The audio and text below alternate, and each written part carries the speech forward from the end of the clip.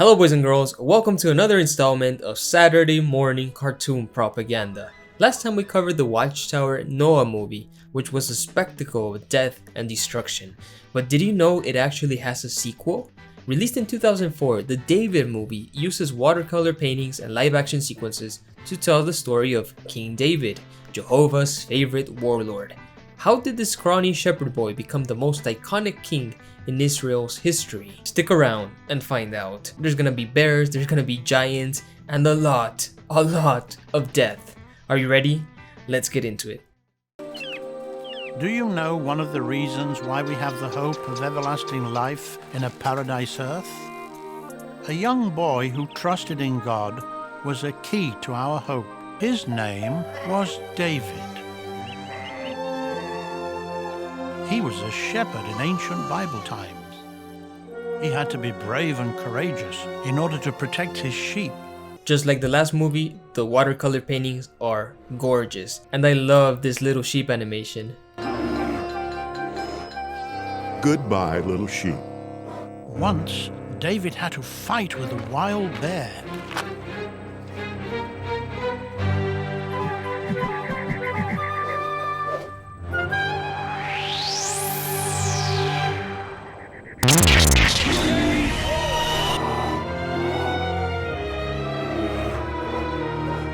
I think this answers the age-old question, man or bear?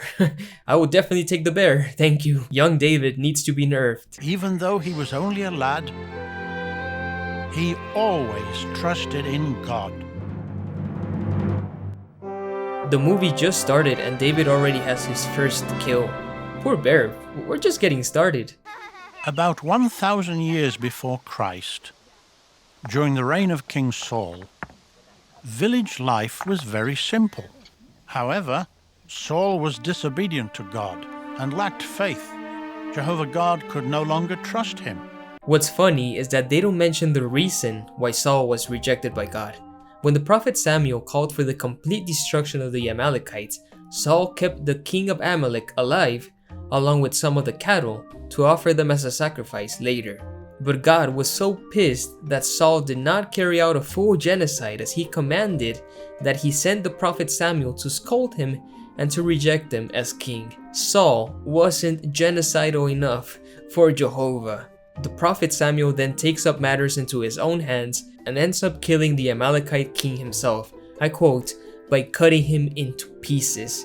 Yikes. Therefore, he sent his prophet Samuel to choose a better king. This was a dangerous assignment. Why was that?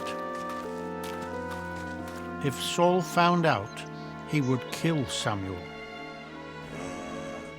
Jehovah told Samuel to take along a cow so that it would look as if he were visiting just to offer a sacrifice. He looks like such a sweet old man. You wouldn't imagine he just executed a man in cold blood. So Samuel teleports into the cartoon world and travels to Bethlehem to look for a new king. He meets this man Jesse who has 8 sons, but Jehovah rejects all of them. Samuel then asks Jesse, hey man, do you have any other boys around here? And Jesse's like, yeah dog, there's still my youngest boy David. He's out there shagging the sheep. And Samuel's like, well, bring him over. And out comes this scrawny little kid. Would Jehovah really choose him? His brothers did not think so. When David walked in, Samuel saw a handsome youth who had beautiful eyes, but was still a mere boy. The Bible does describe David as being handsome, with beautiful eyes, which is quite a funny detail to include. It's like these Bible writers were simping over their king. He's also described as ruddy, which means having a healthy reddish color, someone who spends a lot of time outside. But Watchtower interprets this word as David having reddish hair, and they have always depicted David this way. He's the official ginger of the Watchtower. To everyone's surprise, Jehovah said to Samuel, "This is the one who will put his trust in me. Anoint him to be the next king."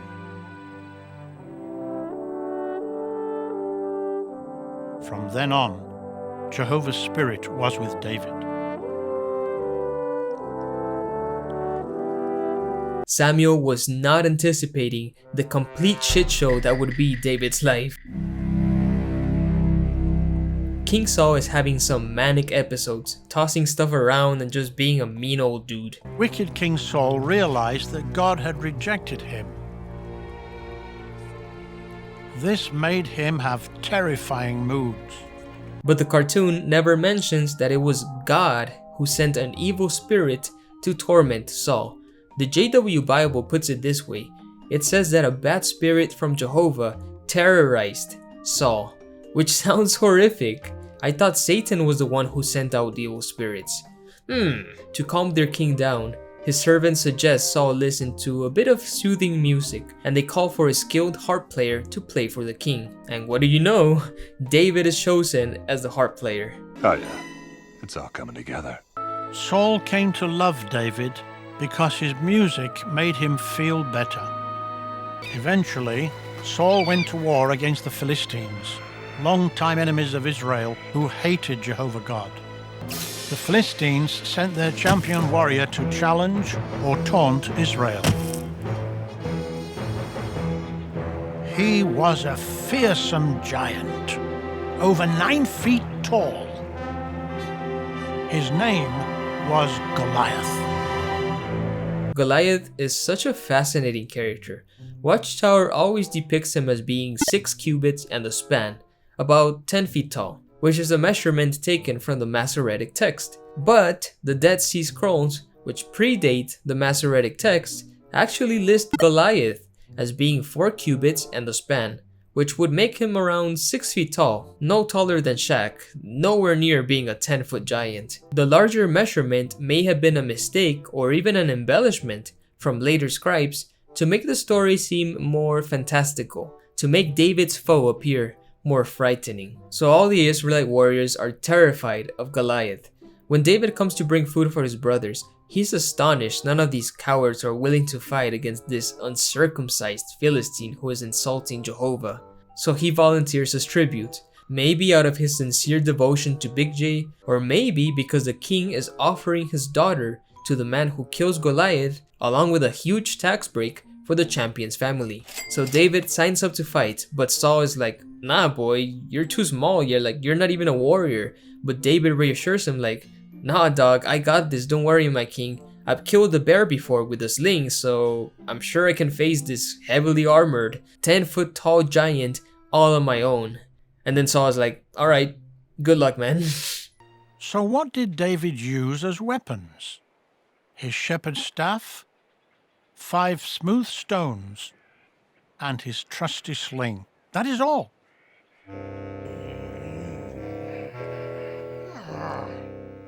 The giant could hardly believe his eyes. Who was this boy coming out to face him? Am I a dog that you come to me with a staff? Just come over here, and I'll feed you to the birds and the beasts. David answered, You are coming to me with a sword, a spear, and a javelin. I am coming to you with the name of Jehovah. Not gonna lie, this line goes incredibly hard. David's got the power of God by his side.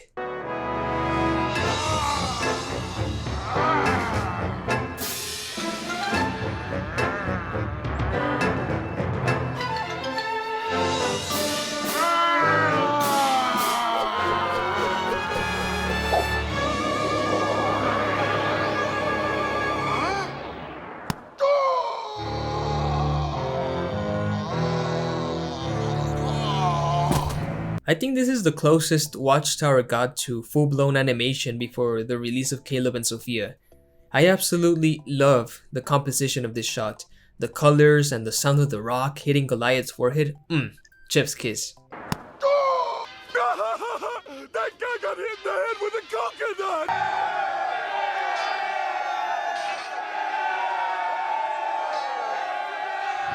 The Philistines panicked and fled. The God of Israel had triumphed at the hand of a mere shepherd boy. They totally screwed up David's hand on this shot. Like, why is his pinky finger all the way over here? They also forgot to mention what happened immediately after David struck Goliath with a rock. He cut his head off. David takes Goliath's sword and cuts his head off clean. Held it up like a trophy and everything. You can see the very subtle red coloring in the sword here, but I don't think Watchtower has ever illustrated David holding Goliath's head. Which is funny because in their children's books, they've drawn John the Baptist being beheaded and Abel bleeding to death, but apparently showing Goliath's head is too much. Are you afraid? Are you chicken? The story of David and Goliath has to be one of the most iconic scenes in the Bible. It has become an archetype of the underdog facing unbeatable odds. Watchtower always encourages JW parents to reenact this fight scene with their children during family worship. For example, by making a real-life Goliath cutout and kicking it down with a football, silly stuff like that. Jonathan, Saul's son, had heard about the battle. He was impressed by David's victory over Goliath. Instead of being jealous, he admired him.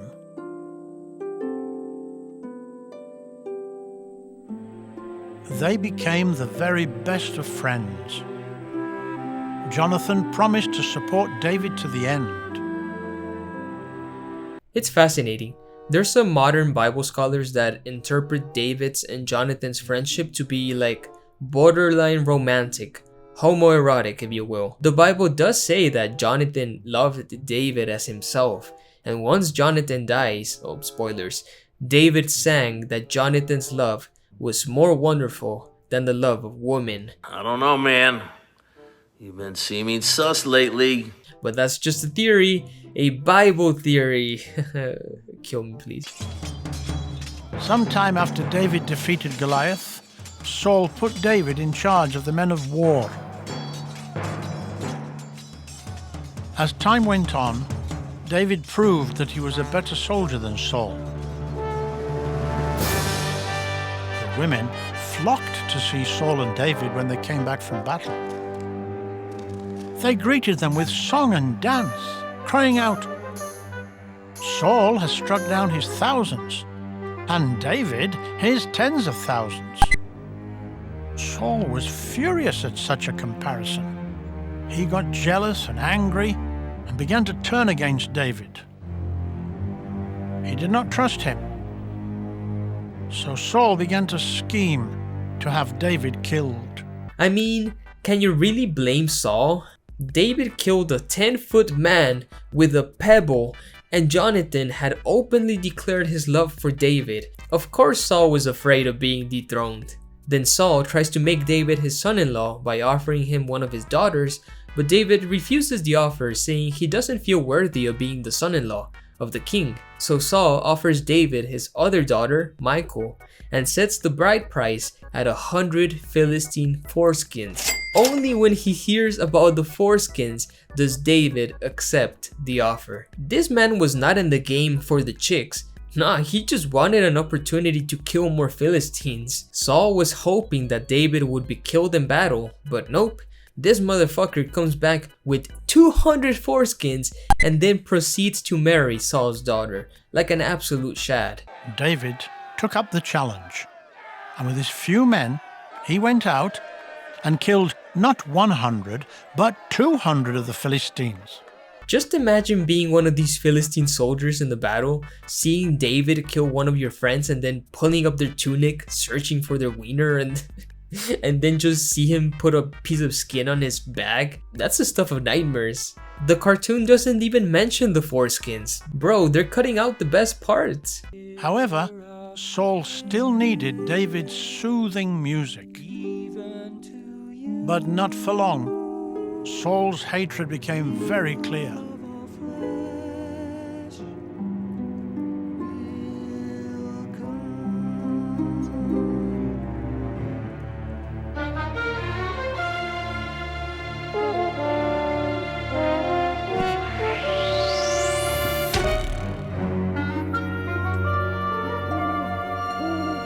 David fled to his home. Michal warned him, "If you don't run away tonight, tomorrow you'll be dead." Mind you, this was the third time Saul tried to kill David, all because Jehovah kept terrorizing Saul with evil spirits. So David flees town trying not to die, and Saul and his army go after him. but David has a lot of plot armor, so they're unable to catch him. Jonathan, risking everything, went searching for David.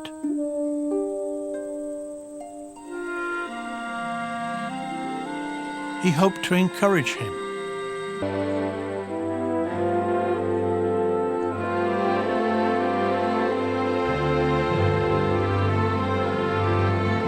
Historians will say they were just friends. Jonathan assured David, "Don't be afraid.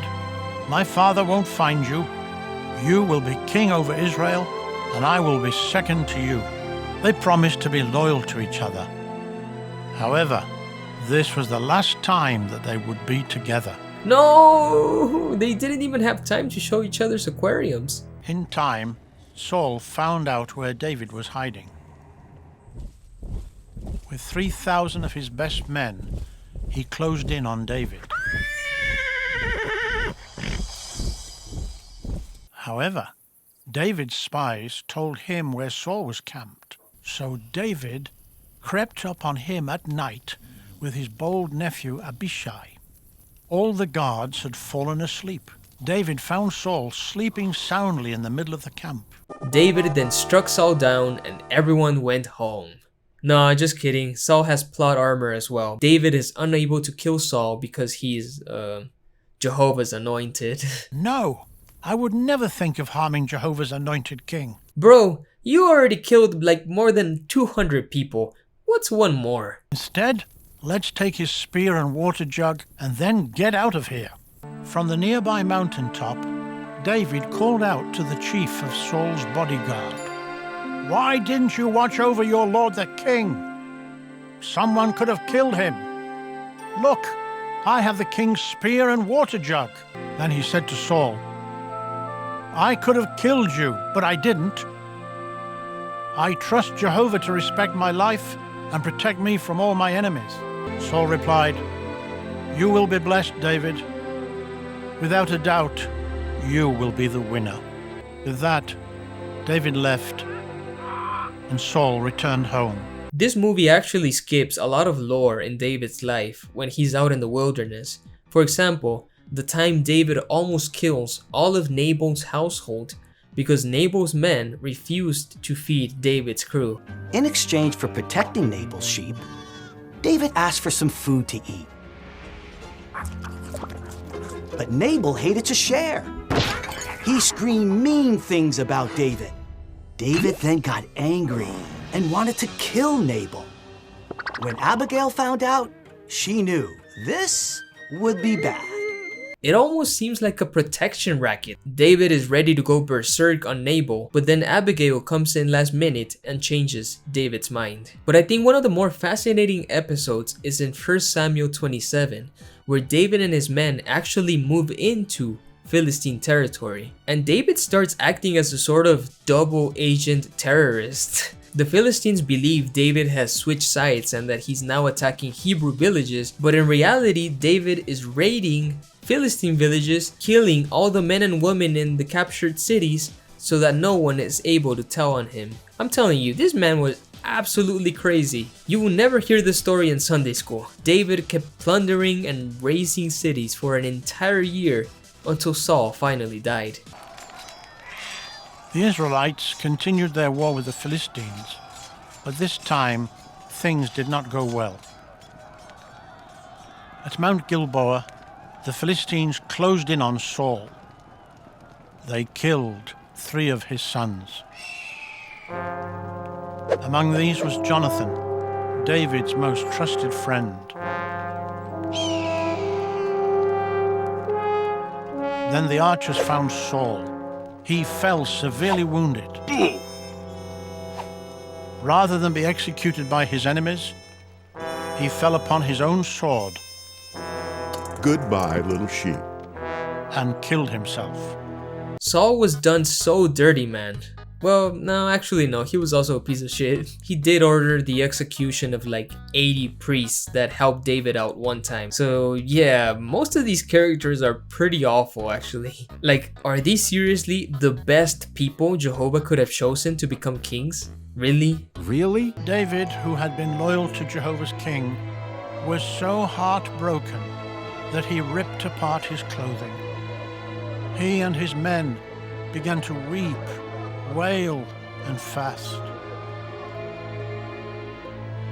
He also composed a funeral song. I am deeply distressed. Saul and Jonathan have died together. My brother Jonathan, you are my closest and most trusted friend. A few years later, David conquers the city of Jerusalem and becomes king of Israel. He also brings in the Ark of the Covenant to the city and throws a giant party to celebrate. But the mood is kinda spoiled when the Ark starts tipping over and this priest called Uzzah tries to save it, but as Uzzah touches the Ark, Jehovah kills the dude. Yeah, just smites him on the spot for trying to save the Ark of the Covenant. Most compassionate Jehovah moment. David was happy and secure in his royal palace, but he realized that the Ark of the true God was in a simple tent. David wanted to build a beautiful temple for Jehovah. Would Jehovah allow that? Nathan the prophet was sent by Jehovah to tell David his decision. However, to David's surprise, Nathan told him that as a man of war, he would not build the temple. That privilege would go to a future son. David had so much blood on his hands at that point that even Jehovah was kinda put off by him. I guess all the water in the world can't wash away the stench of bloody foreskins, can it, David? David was clearly disappointed. Jehovah made a new promise to David, namely that the kingship would not be removed from his family. Eventually, one of his descendants would rule forever over all the earth. That one would be the best king the world had ever known. And David lived the rest of his life in peace. Like that's ever gonna happen. What a load. However, sometime later, David entered into perhaps the saddest part of his life. He was a good king, but he also made serious mistakes. He watched Bathsheba, another man's wife, bathing. He desired her, sent for her, and took her to his bed. Then he had Bathsheba's husband killed in battle. What an asshole, man. Like, most moral Bible hero. Oh, that's hot. That's hot. Jehovah sent Nathan to David to tell him how badly he had sinned. Because of the kingdom promise, he would not lose his life, but Jehovah would punish him severely. David got off on a technicality, but guess what was David's punishment for committing adultery and murder? Go ahead, take a guess. How would an all-loving, all-knowing entity deliver justice in this case? Yep, by killing David's newborn baby. But of course, this cartoon doesn't even mention that. Jehovah killed David and Bathsheba's baby boy and forgave his favorite warmonger. David showed that he was very sorry for what he had done. Bruh. With tears, he wrote in Psalm 51, "Show me favor, O God, according to your loving kindness. Against you I have sinned, and what is bad in your eyes I have done." Jehovah forgave David for his serious sins. Well, it was more of a half-assed forgiveness because David's mistake actually torments him for the rest of his life. Jehovah places what is essentially a curse on David by promising that a sword would never depart from his house. And oh boy, it doesn't take long before the curse starts taking effect. First, Amnon, one of David's sons, falls in love with his own sister and ends up abusing her, which pisses off his brother Absalom, who kills Abner. Absalom then tries to usurp the throne from David, which forces David to flee. And while he is hiding in caves, Absalom takes David's many wives and has sex with them in the royal rooftop, which was basically a show of force. By taking the king's concubines, Absalom was claiming to be the new king. David basically spends most of his life hiding from his own son, all because of Jehovah's curse. And I'm not taking things out of context or cherry picking verses to paint Jehovah as like a malicious character. No, like go read the text for yourself and you see Jehovah orchestrating all of these events. Jehovah was the one who sent evil spirits to torment Saul. Jehovah was the one who killed David's innocent baby. And Jehovah was the one who took David's wives and handed them over to Absalom, as if these women were just property. And if that wasn't enough, in a later chapter, Jehovah kills 70,000 Israelites after David takes a census when he wasn't supposed to.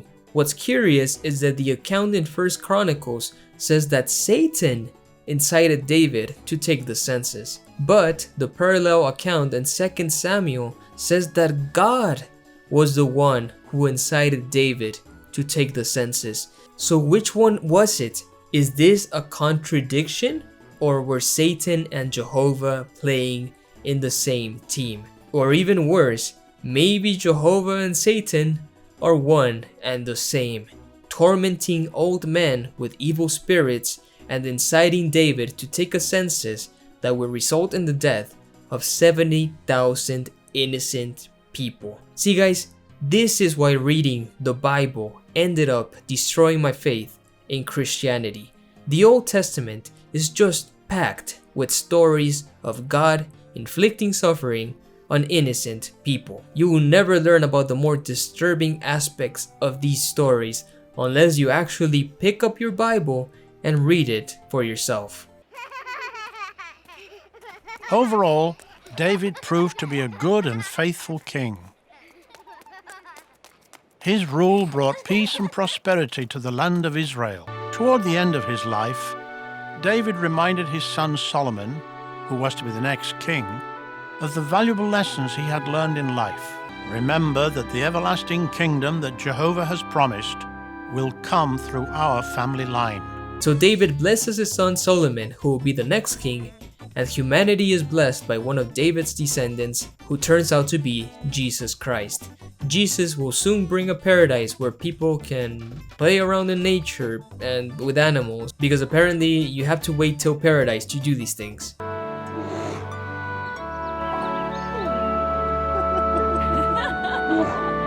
Just another day in Russia. Under Christ's rule, David and Jonathan will be resurrected. They will meet again.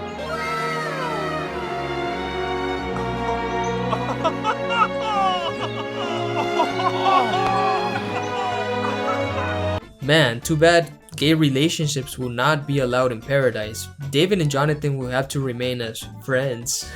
Also, why does David look super young here while Jonathan looks like he's in his 40s? How does aging work in paradise? Can you choose your age, or is it randomly assigned? Will we live eternity as 20-year-olds, 30-year-olds, 40-year-olds? Your guess is as good as mine. If you want to be blessed like David, keep on serving Jehovah faithfully. Then you will receive everlasting life with David and Jonathan in God's new world. No thanks, I do not want to be with David in paradise. We already saw what kind of man he was, and he's supposed to be one of the better Bible characters, a man after God's own heart, which is actually very fitting because just like Big J, David seemed to be a vicious, foreskin-hating warmonger. Like father, like son. I'm done with this film. I give it a 7 out of 10 in the cult meter. The watercolor paintings are nice, there's a little bit more animation in here, but the character is completely whitewashed. But hey, it was a fun story to cover. I think the character of David is one of the most fleshed out characters in the Bible, since several books are spent on him, so yeah. I'm glad we got to cover him today. So, did you grow up with the David movie? Had you ever heard all these other stories of David while growing up? Let me know in the comments below. If you appreciate my work, please head on over to Patreon or become a channel member. It's only $1 a month and you gain early access to all my videos. Guys, as always, thank you so much. Take it easy guys, have a wonderful day, and stay away from foreskins.